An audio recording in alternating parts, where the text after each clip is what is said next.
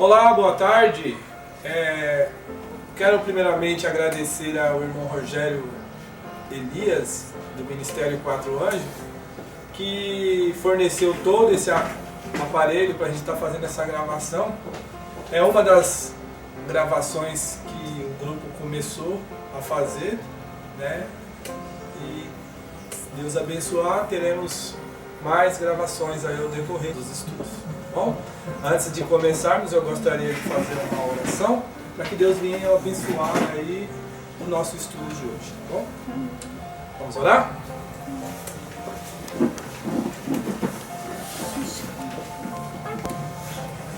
Então, como eu havia prometido para vocês, hoje a gente vai estudar sobre o último presidente da Igreja Adventista. E vamos fazer aí um paralelo, mostrando as linhas de gerações que anteriormente existiu, como essas linhas são idênticas à linha de geração de hoje, tá bom? E o tema, como eu já disse, o tema de hoje será o último presidente da Igreja Adventista. Peço para que vocês prestem bastante atenção, porque é um estudo que põe a gente a se precaver, a tomar decisões, pois o fim está muito próximo.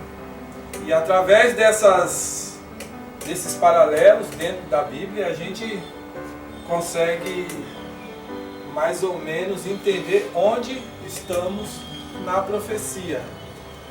Então que Deus abençoe aí o estudo de hoje, tá ok? E o livro que eu gostaria que vocês abrissem é o livro de Isaías, né? Isaías 45, verso 1. Alguém pode ler para mim, por favor? Assim diz o Senhor ao seu ungido Ciro, a quem tomou pela mão direita para bater as nações diante de sua face, e descingir os lombos dos reis, para abrir diante deles as portas, e as portas não se fecharão. Exatamente.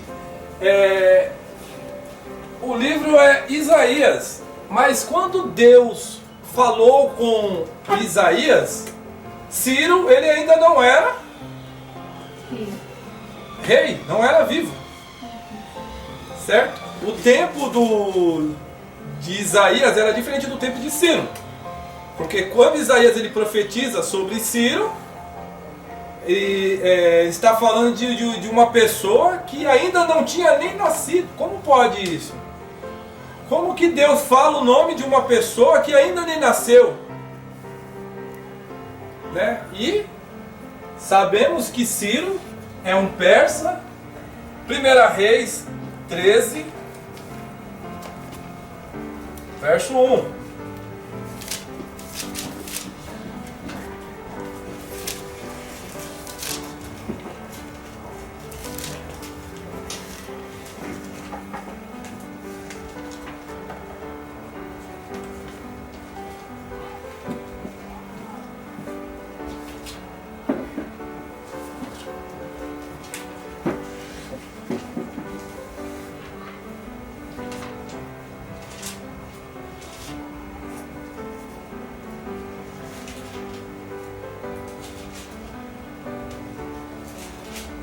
Que diz assim, 1 Reis 13, verso 1. Eis que, por ordem do Senhor, veio de Judá a Betel um homem de Deus. E Jeroboão estava junto ao altar para queimar incenso. E o homem clamou contra o altar, por ordem do Senhor, dizendo: altar, altar, assim diz o Senhor, eis que um filho nascerá à casa de Davi, cujo nome será Josias, o qual sacrificará sobre ti os seus sacerdotes dos altos que sobre ti queimam incenso, e os ossos de homens se queimarão sobre ti. Então aqui está falando de um outro personagem que ainda não era nascido, que é o rei Josias, que mais para frente a gente vai falar sobre o rei Josias, tá? Então, só para a gente ter uma noção aqui, que Deus ele já sabe o nome dos reis antes mesmo deles nascerem, certo? Qual é o ensino desses textos que eu acabei de dar para vocês? É que Deus ele sabe de todas as coisas. Então Deus ele, por exemplo, o rei Ciro, Deus já sabia que ia surgir o rei Ciro, que depois lá na frente o rei Ciro ia libertar o povo dele. Depois Josias, né? Josias também se levantaria como um rei. Então Deus ele já sabe o nome desses reis, já sabe o nome antes mesmo deles nascerem. Deus ele escreve o fim desde o princípio, ok? Então eu quero aqui neste momento mostrar para vocês algumas linhas que a gente tem estudado, umas linhas que são paralelo com outras linhas. E o incrível é que essas linhas elas são iguais. Algumas coisas mudam, mas a história é a mesma.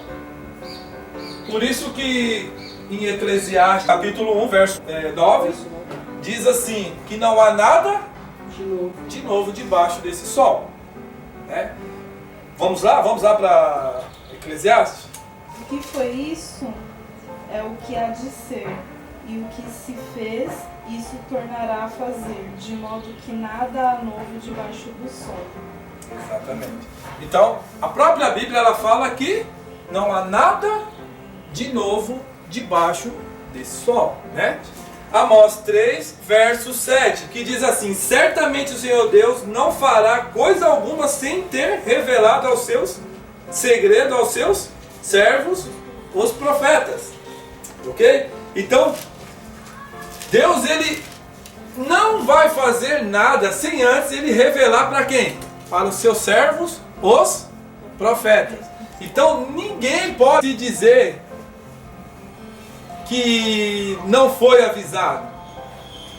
Porque Deus ele escreve o fim desde o princípio. Não há nada de novo. Não tem como a gente achar que algo é novo. Não tem como. Não há nada de novo. Então, Deus ele escreve sobre linhas de gerações para que nós nos oriente através dessas linhas. Ok? Tem um vídeo no YouTube chamado Regras de Interpretação de Guilherme Miller.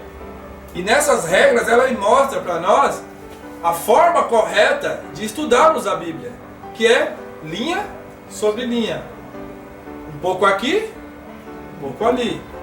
Né? Então, esse é um método adotado dentro das Escrituras e dentro do plano da salvação de Deus para que nós não venhamos a ficar perdidos dentro da profecia.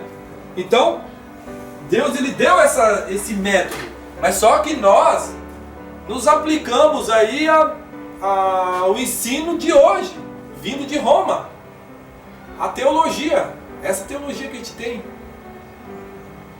Uma teologia que não estuda dessa forma, linha sobre linha, um pouco aqui, um pouco ali.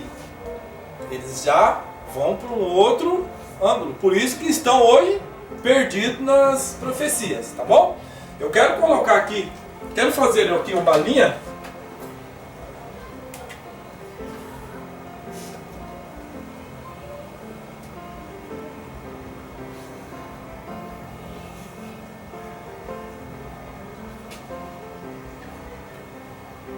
Eu quero passar para vocês aqui a forma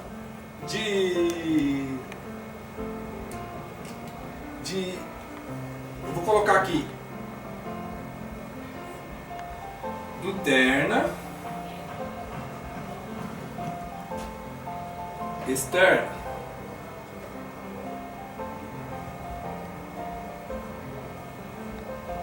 Certo? Então, a parte de cima é interna e a parte de baixo externa. Deus ele trabalha dessa forma. Ele trabalha com o pessoal no espiritual e no literal. Ou seja, a parte interna aqui, ele vai trabalhar no espiritual, e a parte externa no visual, na onde podemos nós enxergar o que está acontecendo. Por exemplo, aqui, vou colocar aqui, vamos falar sobre os 7 selos, certo? Os 7 selos. Na parte interna, aqui, abre aqui o primeiro selo, certo? Na parte interna, lá no céu, está se abrindo lá o primeiro selo. Aqui na terra está acontecendo o quê? Na parte visual. O que está acontecendo aqui? O povo de Deus, ele está tendo visão do que está acontecendo, certo? Então, no céu abre-se o primeiro selo, e aqui na terra a gente está tendo visão do que está acontecendo, tá certo? E só pra gente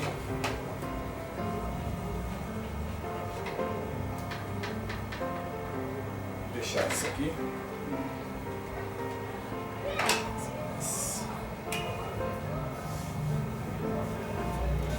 Então, olha só, interna,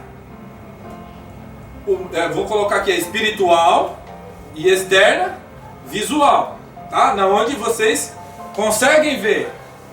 Interna a gente não consegue ver, mas a externa, na linha externa a gente consegue ver o que está acontecendo, ok? Então, o exemplo que eu dei aqui são dos 7 selos. Quando um selo é aberto, lá no céu, algo aqui na terra acontece. Ok? E eu quero pegar aqui, vou colocar aqui para nós estudar um assunto aqui, tá? Vou usar aqui 1798.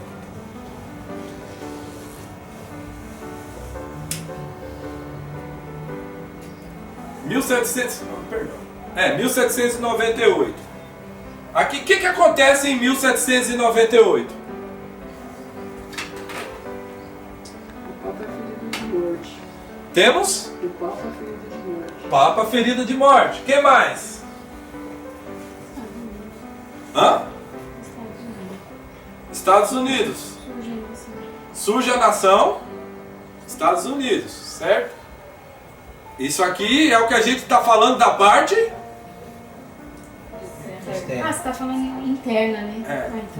Então não tem nada a ver com os Estados Unidos. Sim, tem a ver.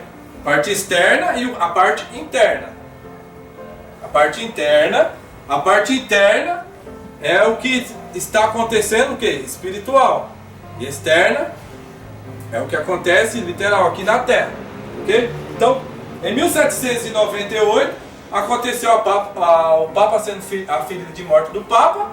E aqui em 1798, aqui, Apocalipse 10. Abre aí, verso 1. Vi outro anjo forte que descia do céu, vestido de uma nuvem, por cima da sua cabeça estava o orbe celeste, e o seu rosto era como o sol, e os seus pés como colunas de fogo. Pode continuar.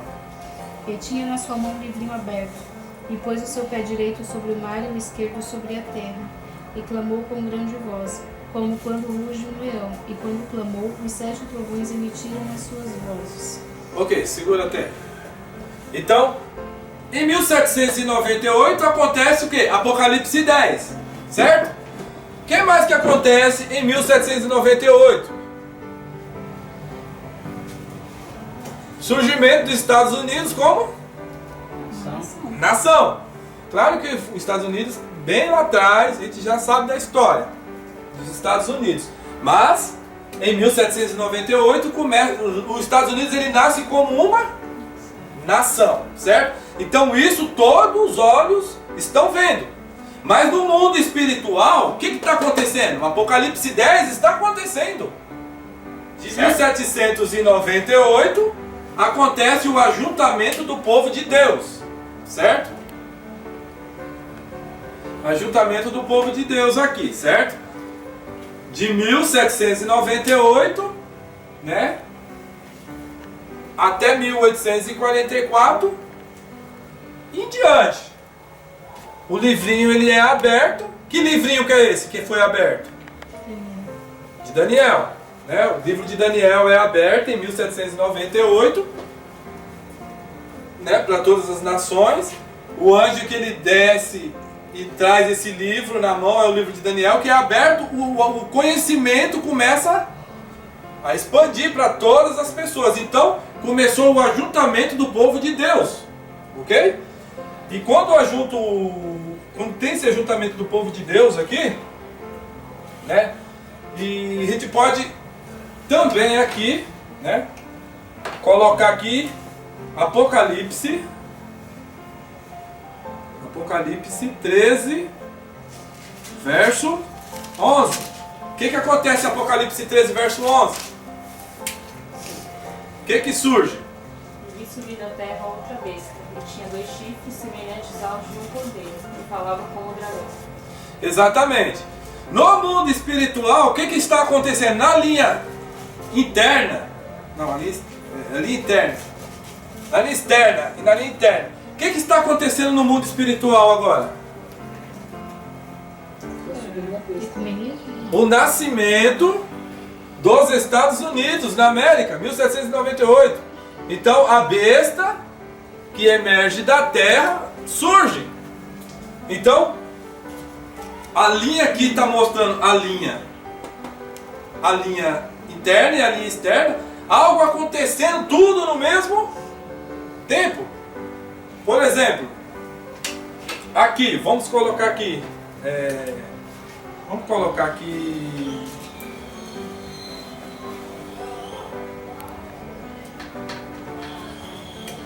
vamos colocar aqui,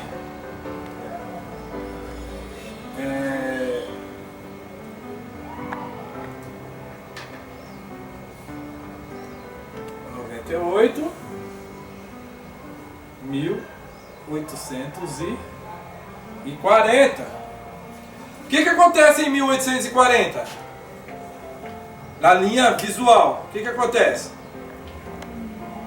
Não lembro aquele negócio lá do Império Otomano. Exatamente, o Império Otomano. Assim. O Império Otomano, ele foi através de Josias Slid, né? Ele tinha profetizado que o Império Otomano iria cair exatamente em 1840,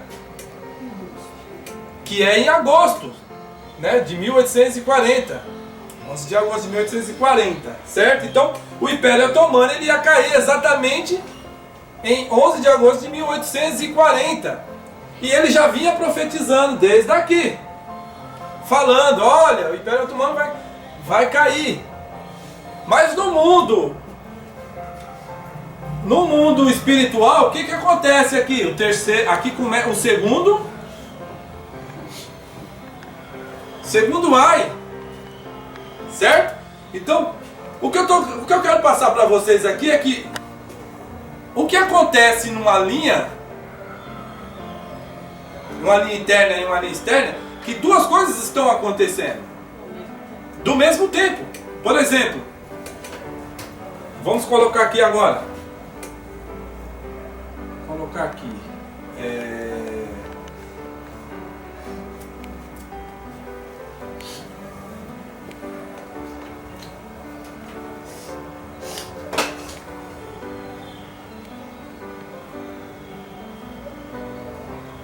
2001. O que aconteceu em 2001? A queda das duas torres gêmeas. Todo olho viu, né? Todas as pessoas viram isso acontecer. No mundo espiritual, o que acontece aqui? Apocalipse 18, a glória do anjo, do quarto anjo. Isso, Apocalipse 18. E também temos aqui um terceiro ai. É incrível. É incrível como que na linha interna e na externa. As duas coisas estão acontecendo. As duas coisas estão acontecendo no mesmo tempo. Só que as pessoas, elas estão o quê? Dormindo. Não estão sabendo o que está acontecendo. Aparece primeiro o visual, onde todas as pessoas conseguem ver aquilo acontecendo. E no espiritual também. As coisas acontecendo. Por exemplo, aqui a gente pode usar aqui o decreto dominical. Vamos usar o decreto dominical ali, certo? Vamos usar aqui o decreto dominical ali. Aqui também teve o tal do ato chamado de ato patriota.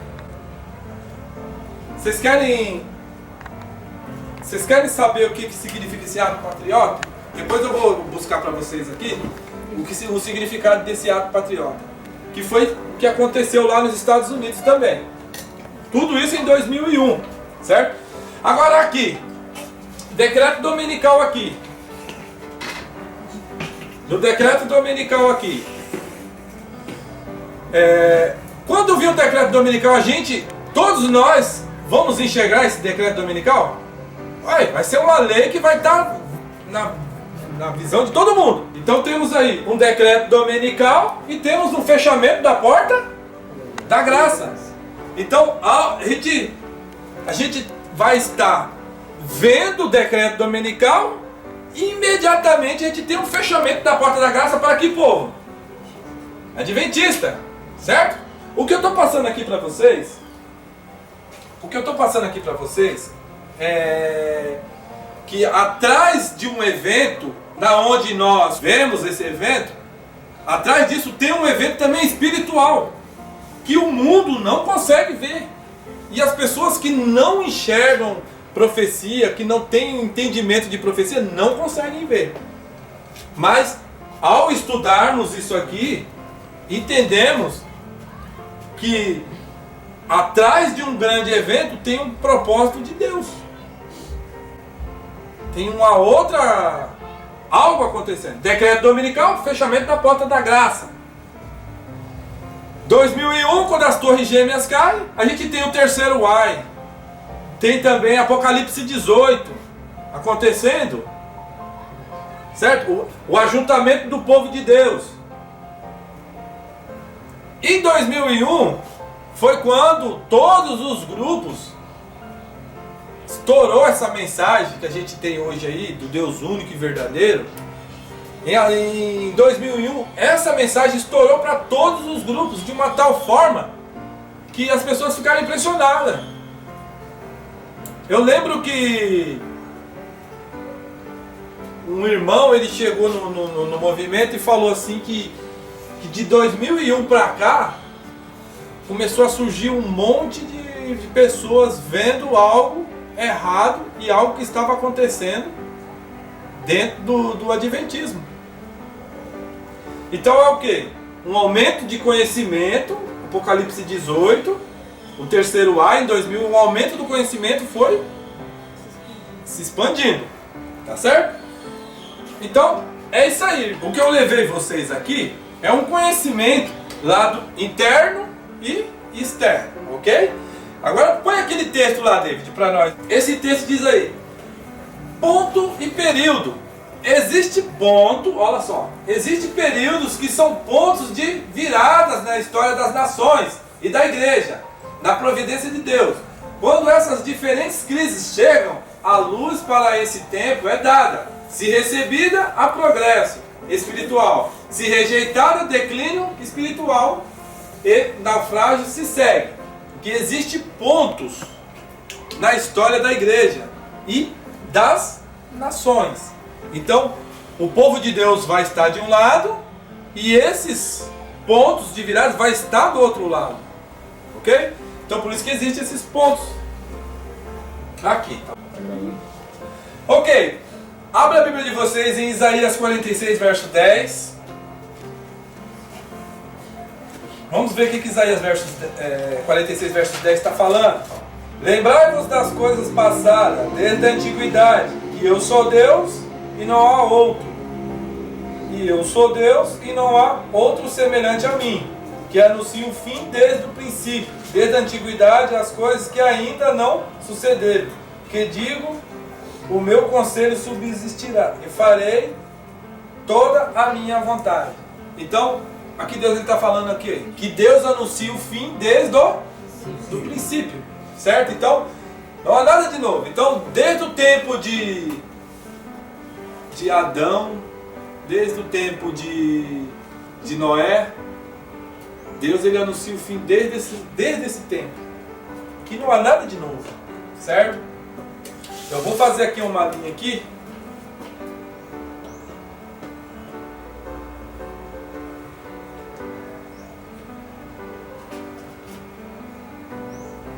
Olha só. Agora aqui a gente já vai começar no tema, tá bom? Saul. Aqui. O reinado de Saul foi quanto tempo? 40 anos. O reinado de Davi foi quanto? 40 anos. E o reinado de Salomão? 40 anos. Totalizando aqui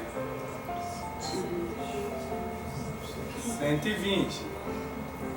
Vocês podem procurar dentro das escrituras o símbolo 120 e vocês vão achar um monte de simbolismo aí do número 120. Bom?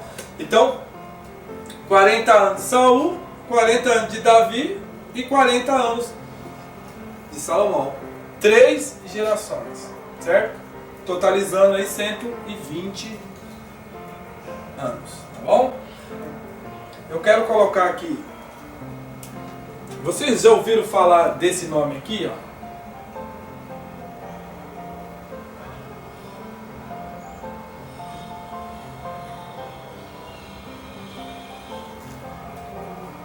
Jeroboão. Quem foi Jeroboão? Jeroboão foi um rei que ele reinou sobre as 10 tribos de Israel. Ok? Jeroboão ele reinou sobre as 10 tribos de Israel. Por quê que Jeroboão reinou sobre as 10 tribos de Israel? Porque o filho de Salomão, chamado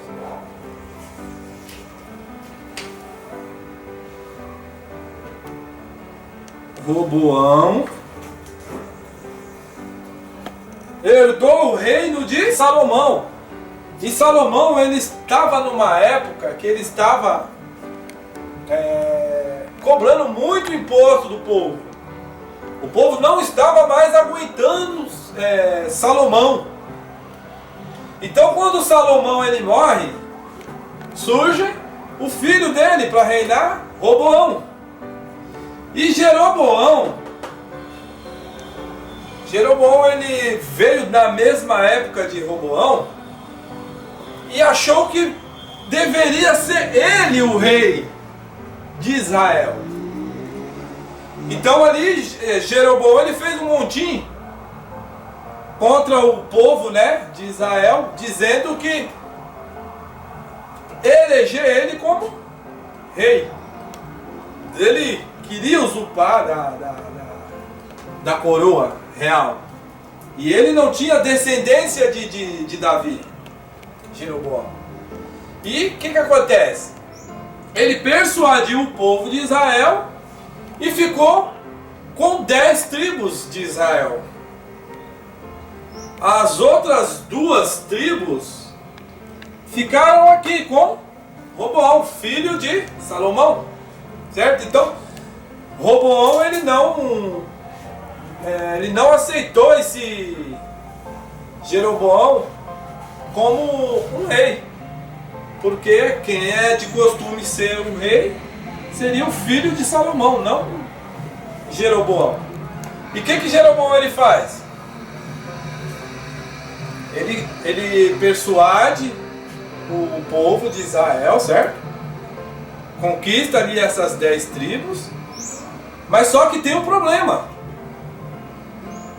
Judá e Benjamim não aceitou. Na onde ficava Judá, ficava o Jerusalém, o templo. E na onde que se queimava, na onde que fazia sacrifício? Em Jerusalém, lá em Roboão, certo? Na onde estavam as duas tribos, chamadas as duas tribos do sul. E Jeroboão ficou com a tribo do norte. E Roboão, as duas tribos do sul. E o que acontece? Essas duas tribos aqui, né, era onde tinha os levitas, e eles estavam fazendo sacrifícios lá, né? Que de costume, como a gente estudou hoje sobre o santuário, eles estavam fazendo esse sacrifício. Porém, aqui, nessas 10 tribos que ficou aqui em Jeroboão, não tinha o templo. E o que eles fizeram? O que Jeroboão fez? Jeroboão, ele vai lá e constrói um templo, né? E ao construir esse templo, ele também estabelece ali levitas. Errado. E constrói 2 bezerros. Deixa eu colocar aqui os bezerros aqui.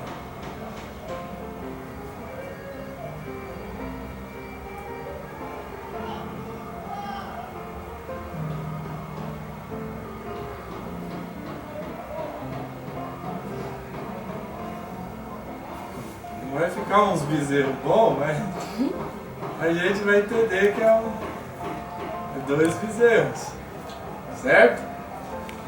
Esses 2 bezerros que ele constrói, de ouro, ele forma aqui uma imagem de 2 animais. E animal é o quê? Poder. Formou aqui, então o que ele formou?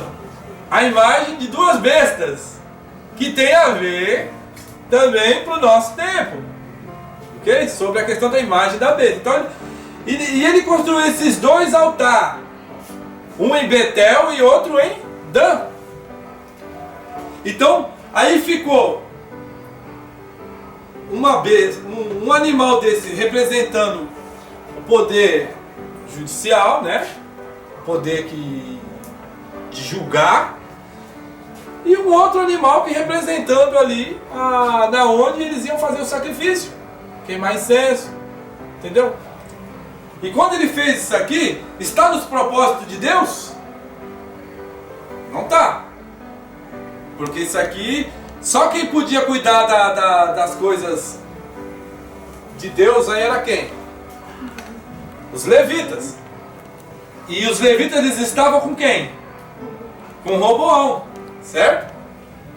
Ok? Então, eu vou colocar aqui Israel.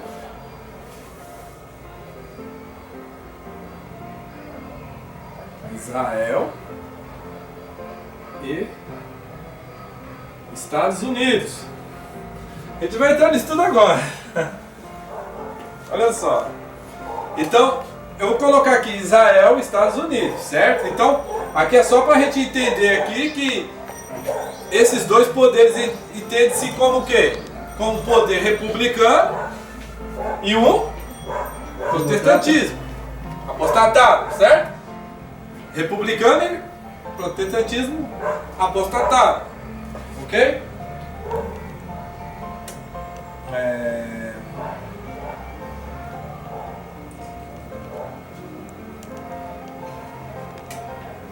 Eu vou chegar aqui embaixo aqui. Primeiro eu vou só pegar aqui em cima aqui. Ok? Agora, eu quero fazer um paralelo aqui de Roboão. Prestem bem atenção aqui, ó. Aqui a gente tem Oséias, certo? De Jeroboão até Oséias, dá quantos presidentes? 19 presidentes, certo? De Jeroboão até Oséias dá 19 presidentes. Abra a Bíblia de vocês em 1 Reis 12, 23.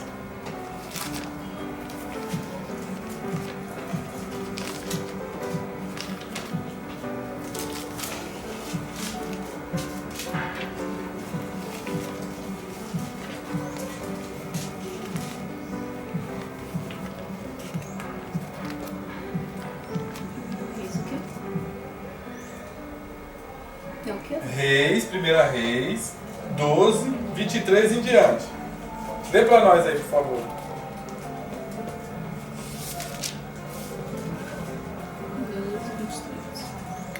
Fala a Roboão, filho de Salomão, rei de Judá, e a toda a casa de Judá, e a Benjamim, e ao restante do povo, dizendo: Assim diz o Senhor: Não subireis, nem pelejareis contra vossos irmãos, os filhos de Israel. Volte cada um para a sua casa, porque eu é que fiz esta obra. E ouviram a palavra do Senhor e voltaram segundo a palavra do Senhor. E Jeroboão edificou a Siquém, no monte de Efraim, e habitou ali, e saiu dali, e edificou a Penuel. Continua. E disse Jeroboão no seu coração: Agora tornará o reino à casa de Davi. Se este povo subir para fazer sacrifícios na casa do Senhor, em Jerusalém, o coração desse povo se tornará seu senhor. A Roboão, rei de Judá, e me matarão, e tornarão a Roboão, rei de Judá. Assim o rei tomou conselho e fez 2 bezerros de ouro. Ele-lhes disse: Muito trabalho vos será subir a Jerusalém.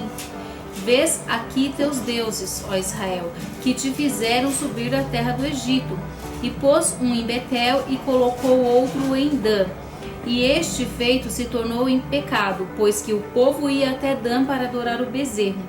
Também fez casa nos altos e constituiu sacerdotes dos mais baixos do povo, que não eram dos filhos de Levi. E fez Jeroboão uma festa no 8º mês, no dia 15º do mês, como a festa que se fazia em Judá, e sacrificou no altar. Semelhantemente fez em Betel, sacrificando aos bezerros que fizera. Também em Betel estabeleceu sacerdotes dos altos que fizera.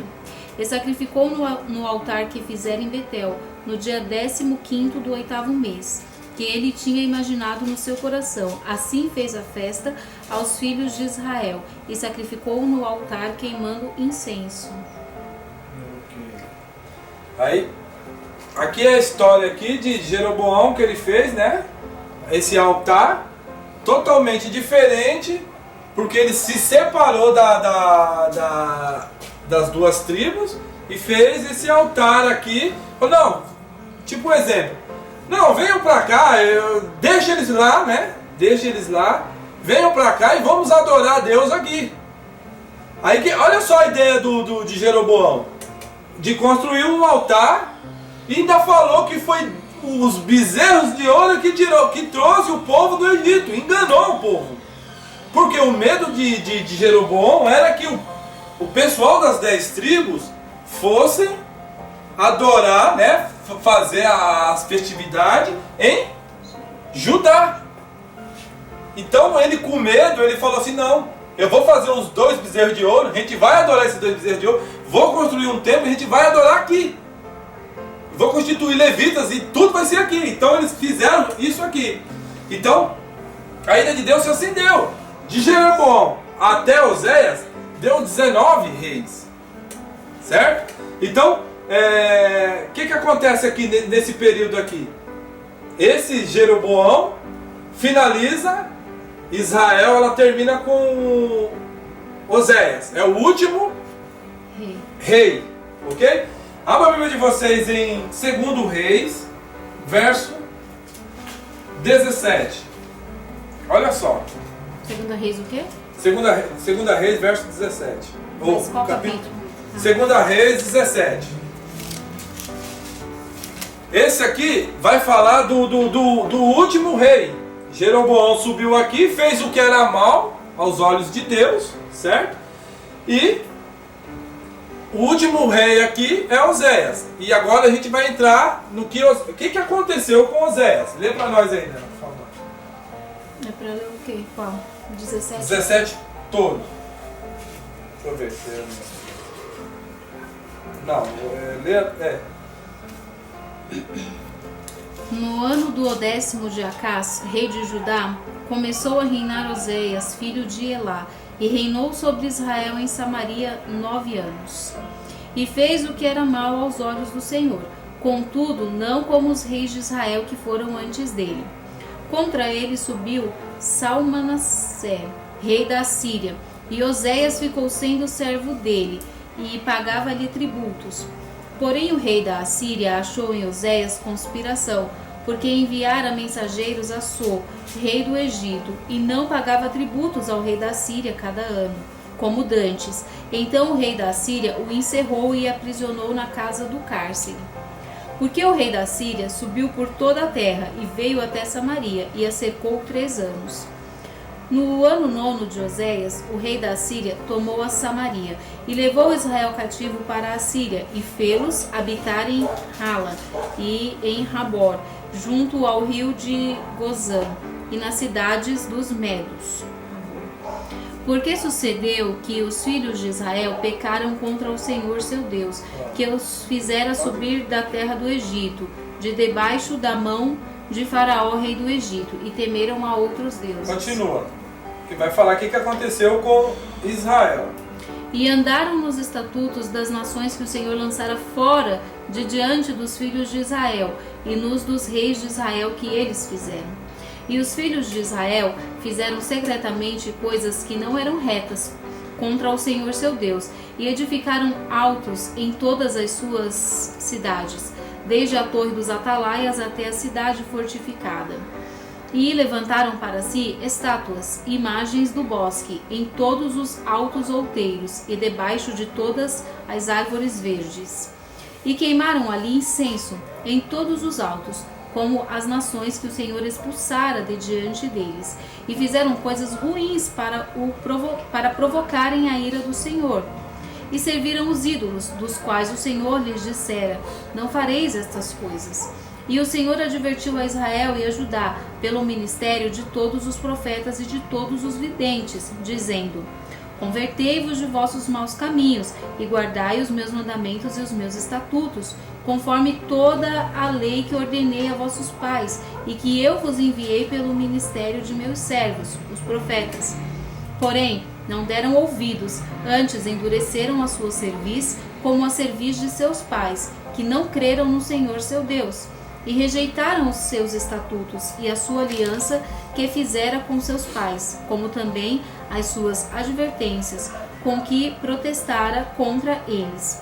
E seguiram a vaidade e tornaram-se vãos, como também seguiram as nações que estavam ao redor deles, das quais o Senhor lhes tinha ordenado que não as imitassem. Continua. E deixaram todos os mandamentos do Senhor seu Deus, e fizeram imagens de fundição, 2 bezerros, e fizeram um ídolo do bosque, e adoraram perante todo o exército do céu, e serviram a Baal. Também fizeram passar pelo fogo a seus filhos e suas filhas, e deram-se a adivinhações, e criam em agouros, e venderam-se para fazer o que era mal aos olhos do Senhor, para o provocarem a ira. Portanto, o Senhor muito se indignou contra Israel, e os tirou de diante da sua face. Nada mais ficou, senão somente a tribo de Judá. Ok, tem. Lembra de tudo que eu falei aqui pra vocês? Jeroboão aqui fez esses 2 bezerros de ouro, falou que foi os bezerros de ouro que tinham tirado o povo do Egito, fez um monte de coisa, sacrificou crianças, fez um monte de coisa errada. Qual foi o fim de Israel? Deus fez com que sumisse Israel do mapa. Acabou com as 10 tribos de Israel, colocando aqui o último rei de Israel, que foi Oséias, certo? E totalizando aqui 19 reis. De Jeroboão até Oséias dá 19 reis. Eu vou colocar aqui o gráficozinho lá. Os reis de Israel, né? Aqui tem o rei do sul e o rei do norte, tá? E aqui a gente vê Saul 40 anos, Davi 40, Salomão 40 anos. Quem herdou o reino do sul aqui foi Roboão, filho de Davi. E aqui o rei de Israel, Jeroboão, certo? E aqui são os reis, totalizando 19 reis, né, da tribo de Israel. Jeroboão, Nadab, Bazã, Elá, Zirim, e ali totalizando ali todos os reis de Israel. Oséias foi o último rei, tá vendo aqui? Oséias sendo aqui o último rei de Israel, certo? Agora, fechando aqui, trazendo para esse paralelo que iremos fazer aqui, agora, é como eu falei para vocês. Eu vou fazer aqui um paralelo. Abraham Lincoln com Donald Trump. Ok? Então, a gente vai fazer aqui um paralelo também de Abraham Lincoln a Donald Trump, 19 presidentes republicanos, tá? 19 presidentes republicanos. Totaliza aqui, no contexto daqui, 45 presidentes, certo? Se for pegar desde do começo de todos os presidentes, dá 45 presidentes, certo? Mas só que a gente não vai contar o total desses presidentes, porque tem ali democratas, né? Então, no meio. Somando republicano e democrata, totaliza 45. Só que a gente está falando de republicano, certo? Então, a gente vai usar Jeroboão aqui e Abraham Lincoln, Oséias e Donald Trump. Então, gravem isso aqui, gente, importante. Total aqui de Abraham Lincoln até Donald Trump dá 19 presidentes, certo? Então aí agora eu vou mostrar para vocês aqui um total de 45 presidentes dos Estados Unidos da América.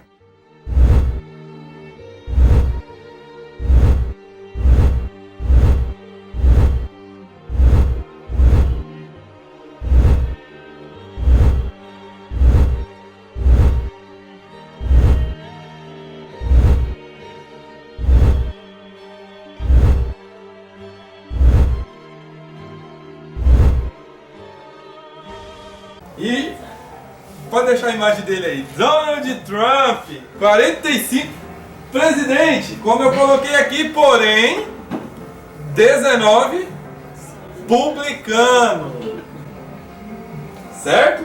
Então, Donald Trump, ok? Comparando Jeroboão com Abraham Lincoln e Oséias com Donald Trump, ok? Pegaram essa linha aqui? A gente vai vir agora para a linha de baixo, ok?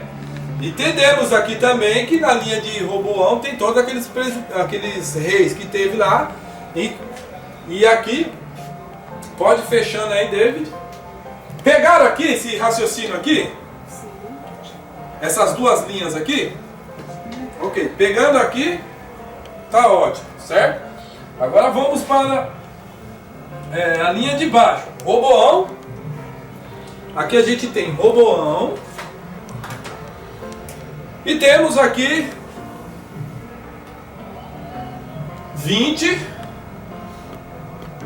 Tanto 20 reis. Aqui a gente coloca aqui. Qual que é o último rei de Judá? Vamos ver se vocês estão atentos. Qual é o último rei de Judá? Hã? Zedequias. Zedequias, gente! Foi Zedequias que foi preso! Salomão tá lá em cima, não, não? Zedequias, vamos colocar aqui. Zedequias. Vai lá, coloquei só depois.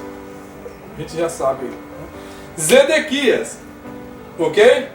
E como vocês estão vendo essas duas linhas aqui, né? Jeroboão e Oséias, Roboão e Zedequias, certo? Abra a Bíblia de vocês em Jeremias 37, 16 em diante.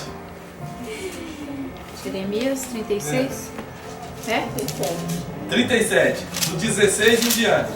E outro abre no 38, do 2 em diante.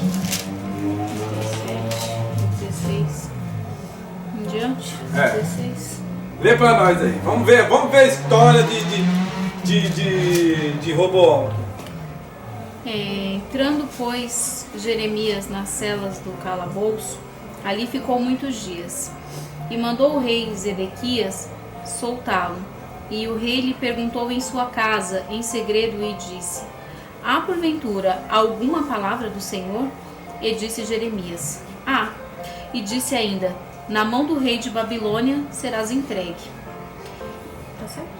Disse mais Jeremias ao rei Zedequias: em que tenho pecado contra ti e contra os teus servos e contra este povo, para que me pusesseis na prisão? Onde estão agora os vossos profetas que vos profetizavam, dizendo: o rei de Babilônia não virá contra vós nem contra esta terra?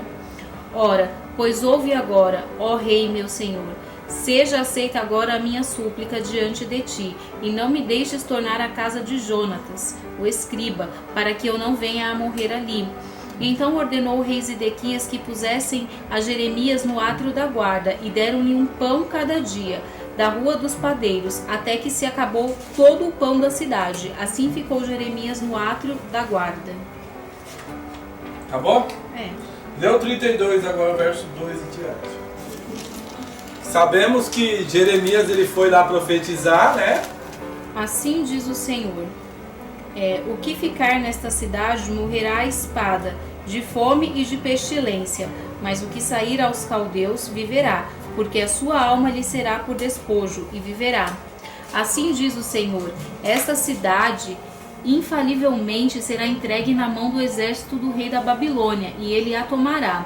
E disseram os príncipes ao rei: morra este homem, visto que ele assim enfraquece as mãos dos homens de guerra que restam nesta cidade, e as mãos de todo o povo, dizendo-lhes tais palavras, porque este homem não busca a paz para este povo, porém o mal.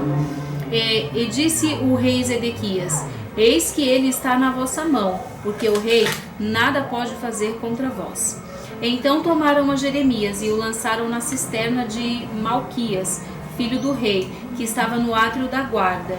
E desceram a Jeremias com cordas, mas na cisterna não havia água, senão lama, e atolou-se Jeremias na lama. E ouvindo Ebed-Meleque, o etíope, um eunuco que então estava na casa do rei, que tinham posto a Jeremias na cisterna, estava, porém, o rei assentado à porta de Benjamim. Logo, Ebed-Meleque saiu da casa do rei e falou ao rei, dizendo: ó rei, senhor meu, estes homens agiram mal em tudo quanto fizeram a Jeremias, o profeta, lançando-o na cisterna. De certo morrerá de fome no lugar onde se acha, pois não há mais pão na cidade. Então deu ordem o rei a Ebed-Meleque, o etíope, dizendo: toma contigo daqui 30 homens, e tira a Jeremias o profeta da cisterna, antes que morra. E tomou Ebed-Meleque os homens consigo, e foi à casa do rei, por debaixo da tesouraria, e tomou dali uns trapos velhos e rotos, e roupas velhas, e desceu-os a Jeremias na cisterna, por meio de cordas. E disse Ebed-Meleque, o etíope, a Jeremias: põe agora estes trapos velhos e rotos, já apodrecidos, nas axilas, alcançando as cordas, e Jeremias assim o fez. E puxaram a Jeremias com as cordas e o alcançaram da cisterna, e ficou Jeremias no átrio da guarda. Então o rei Zedequias mandou trazer à sua presença Jeremias, o profeta, à terceira entrada da casa do Senhor, e disse o rei a Jeremias: pergunto-te uma coisa, não me incubas nada. E disse Jeremias a Zedequias: se eu te declarar, porventura não me matarás? E se eu te aconselhar, não me ouvirás? Então jurou o rei Zedequias a Jeremias em segredo, dizendo: vive o Senhor, que nos fez esta alma, que não te matarei, nem te entregarei na mão destes homens que procuram a tua morte. Então Jeremias disse a Zedequias: assim diz o Senhor, Deus dos exércitos, Deus de Israel: Se voluntariamente saíres aos príncipes do rei de Babilônia, então viverá tua alma, e esta cidade não se queimará a fogo, e viverás tu e a tua casa. Mas se não saíres aos príncipes do rei da Babilônia, então será entregue esta cidade na mão dos caldeus, e queimá-la-ão a fogo, e tu não escaparás da mão deles. E disse o rei Zedequias a Jeremias: Receio-me dos judeus, que se passaram para os caldeus, que estes me entreguem na mão deles, e escarneçam de mim. E disse Jeremias: Não te entregarão. Ouve, peço-te a voz do Senhor, conforme a qual eu te falo, e bem te irá e viverá a tua alma. Mas se tu não quiseres sair, esta é a palavra que me mostrou o Senhor. Eis que todas as mulheres que ficaram na casa do rei de Judá serão levadas aos príncipes do rei da Babilônia, e elas mesmas dirão: Teus pacificadores te incitaram e prevaleceram contra ti. Mas agora que se atolaram os teus pés na lama, voltaram atrás. Assim que a todas as tuas mulheres e a teus filhos levarão aos caldeus, e nem tu escaparás da sua mão. Antes, pela mão do rei da Babilônia serás preso, e esta cidade será queimada a fogo. Então disse Zedequias a Jeremias: Ninguém saiba estas palavras, e não morrerás. E quando os príncipes, ouvindo que falei contigo, vierem a ti e te disserem: Declara-nos agora o que disseste ao rei e o que ele te disse.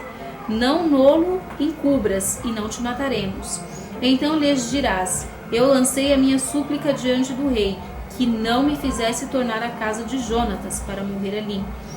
Vindo, pois, todos os príncipes a Jeremias e interrogando-o, declarou-lhes todas as palavras que o rei lhe havia ordenado, e calados o deixaram, porque o assunto não foi revelado. E ficou Jeremias no átrio da guarda, até o dia em que Jerusalém foi tomada, e ainda ali estava quando Jerusalém foi tomada. Exatamente. Então, aqui chegou o fim para Oséias, aqui com o rei da Síria, certo? Foi o que a gente leu, né? E chegou o fim aqui também para Zedequias, né? O que aconteceu com Zedequias? Quando ele foi capturado por Nabucodonosor, Nabucodonosor furou os 2 olhos de Zedequias e matou os 2 filhos na frente dele, certo? Então, totalizando de Roboão até Zedequias, 20 reis, certo? Agora, vamos pegar aqui o primeiro presidente da Igreja Adventista. Quem foi o primeiro presidente da Igreja Adventista? Não foi Tiago White. Não foi Tiago White. Miller nem foi. Não foi cristã, né? John Vine foi o primeiro presidente da Igreja Adventista. Quando foi? 1863, certo? 1863, John Byington foi o primeiro presidente da Igreja Adventista. Vamos lá de novo. Vamos lá ver. O primeiro presidente da Igreja Adventista, John Byington, 20 de março de 1863, John Byington, ele assume o poder da Igreja Adventista do sétimo dia, ok? Então, 17 de maio de 1865. Por curiosidade, Abraham Lincoln também assume o poder dos Estados Unidos. Os dois são presidentes juntos. Entendeu? Um pela Igreja Adventista, pelo povo de Deus, né? Judá. E o outro por Israel. Pelos Estados Unidos. Então vamos lá.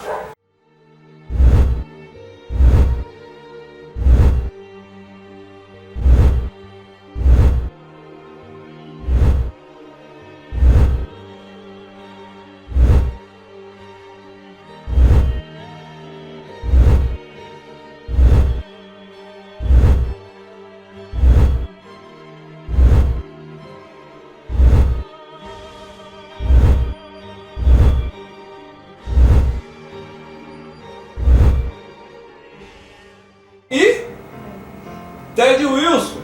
Totalizando aí quantos presidentes? 20 presidentes. A mesma coisa. Então aqui a gente tem Ted. Olha só, deixa eu fazer aqui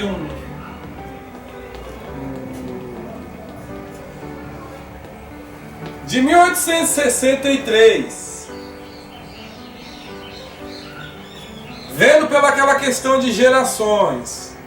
De 1863, 40 anos. 1863? É, Menos 40? mais 40. Mais? É. 1903. Então, a gente tem aqui 1903. 3. Mais 40 anos. Mais 40 dá 1943. 1943. Mais 40 anos. 1983. 1983. Mais 40 anos. 2023.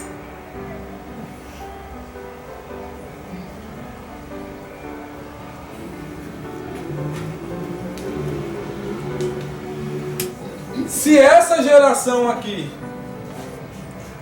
começada por 1863, por esse presidente, e aqui a gente vê 40, 120 anos,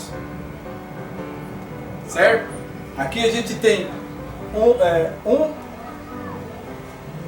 uma, duas, três, 4 gerações. Não existe a quinta geração. Abra a Bíblia de vocês.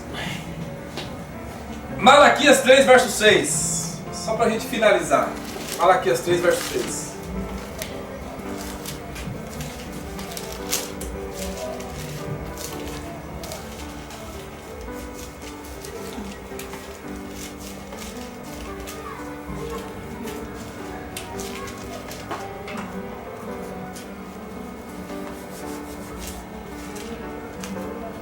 O que está dizendo aí? Porque eu, o Senhor, não mudo.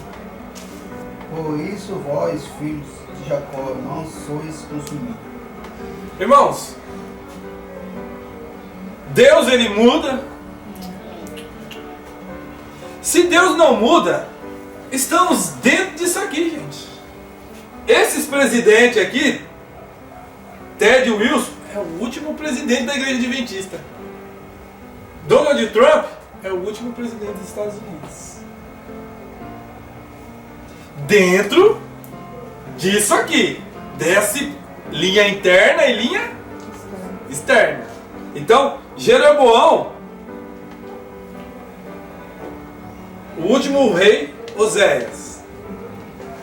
Roboão, o último rei Zedequias, 20. Oséias 19.